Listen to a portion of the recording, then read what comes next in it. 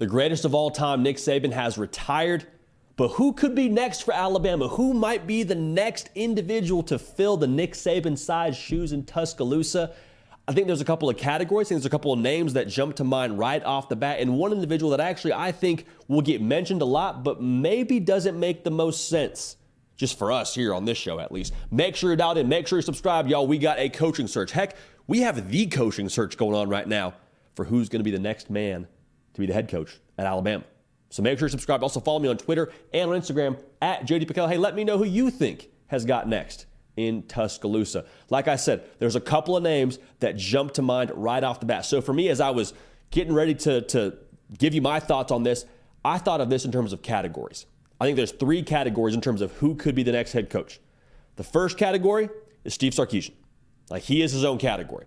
I think his track record with what he's done, taking Texas from an operation that had, some talent, but they had dysfunction internally and they could never actually achieve their potential, to actually winning the Big 12 and then making it to the college football playoff and beating Alabama actually by double digits in Tuscaloosa. Has got some skins on the wall, and also he gets Alabama. Having been there, been the OC there, won a national title there. If I'm the next decision makers as to who's going to be our next head coach, I want to try and bottle up as much as possible all the magic, all the discipline, all the process and practice that Nick Saban had. And one of the best ways to do that is bringing in someone who was a study under him. Again, being the offensive coordinator when Alabama got a national title. Also think he would have some staying power. I think for Bama, you're probably looking to make the next hire for the long term. Okay, this isn't a hire where you're just looking to bring someone in for a couple of years and okay, he'll have a good run and then we'll bring in the next guy. I think it's like, hey, this thing is built to do some damage right now. And I say this thing in terms of this roster at Alabama. This machine is cranking. We want to bring somebody in that can carry that over so we don't miss a beat. So that's the first category, Steve Sarkisian. The second category for me is Dan Lanning. And I'm not, putting those guys in any order. I think it's 1A, 1B, quite frankly, between those two. And I don't even know if we have a clear 1A in my mind. But Dan Lanning, 37 years old, similar to Steve Sarkisian. He understands Alabama. He was a GA there at one point in time. But I think what he's done at Oregon, the way that he's taken that brand of football that they have out there and quite frankly made it built to compete in the Big Ten. And I think he could compete in the SEC if you put Oregon in there. SEC fans will push back on that. That's not the point I'm getting at. I'm just saying the way they've recruited, the way they have had to build their roster in a place like Eugene, Oregon. Listen, there's not a ton of 5-star prospects in your backyard in Eugene. You have to want it. You have to recruit like some dogs to win out there. And Dan Lanning hasn't just won with a bunch of 3-stars. He has been a guy that has, 1, built his roster just like I said by how they've attacked it on the recruiting trail. 2, the way that he has gotten the best out of his roster is another key piece of this. You can acquire talent all you want, but if you don't take that talent and then put it in position to succeed, both from a schematic standpoint and from a culture standpoint, look at what he did with Bo Nix. Look at what he did with Tez Johnson. Both those individuals, when they transferred to Oregon, were good players. Bo Nix was up and down. Tez Johnson was playing at a G5 school, but they both had career careers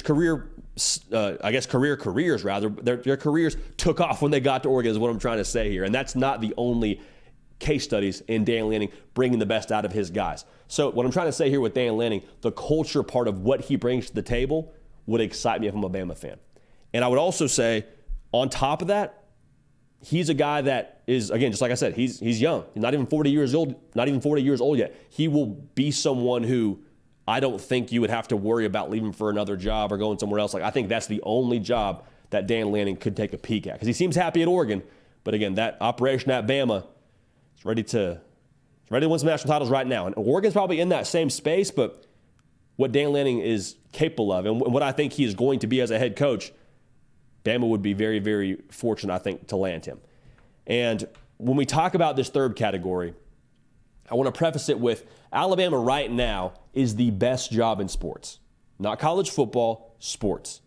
Because of the resources, because of the roster they have right now, because of the winning standards and culture they have internally right now. This is not a job where you have to take a risky hire or, hope that you can get your guy. Like I said this in a previous video, I think every individual not named Kirby Smart and maybe last name Harbaugh is in play for this job.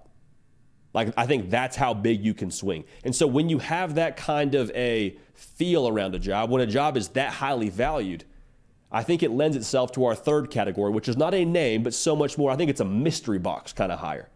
Like I said this in another video, I think the way that Lincoln Riley wasn't linked to the USC job until we saw the alert on our phone from On3 saying, oh, well, Lincoln Riley's actually headed to USC.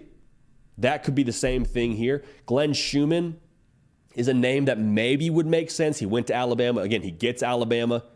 Could be a fit. He doesn't have head coaching experience, so maybe there's a risk there, but I think that could be a name that you'll see circulated in the Twitter sphere. Also, a guy like Mike Norvell could fit that profile. Has been successful everywhere he's been, successful at Memphis, really woulda, shoulda, coulda made the college football playoff this past year with Florida State. I think that would make a lot of sense if they were to go after him. Now, there's another guy, younger in years, will probably be there for a long time. There's nothing really that links him to this job right away, but in terms of the mystery box, he could be a guy that you could end up seeing that maybe gets linked to this job. Now, a name that's going to get linked to this job, I think, and I saw it trending on Twitter before we even got on here, Lane Kiffin. To me, Lane Kiffin is a great fit at Ole Miss. I think he could be a great fit at Alabama. But to me, I think Alabama has a way of doing things in-house. I think they are happy with their structure. I think they're happy with their traditional way they've gone about it with their head coach. You bring in Lane Kiffin, he's a different cat.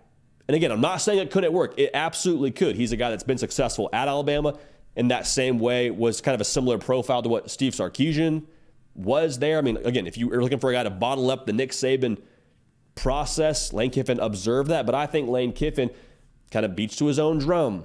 He's going to tweet what he wants to tweet on Twitter. He's going to kind of say what he wants in press conferences.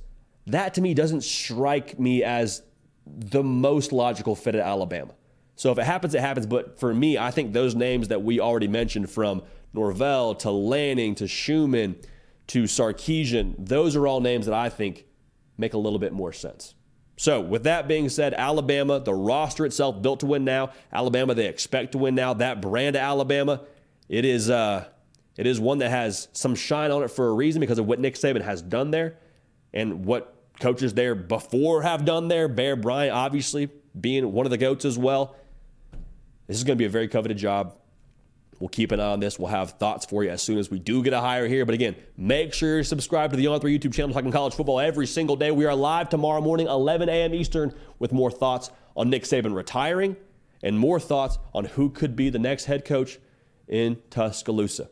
We appreciate y'all. We love y'all. Get at me on Twitter and on Instagram. Let me know who you think is going to be the next head coach. Heck, if you're a Bama fan, who you want to be the next head coach. We appreciate y'all. We love y'all. Going to keep this party rolling. We will see y'all next time. Hey y'all, thanks so much for watching. Subscribe to the channel here to make sure you don't miss an episode of The Hard Count. Also be sure to check out other videos on the On3 YouTube channel.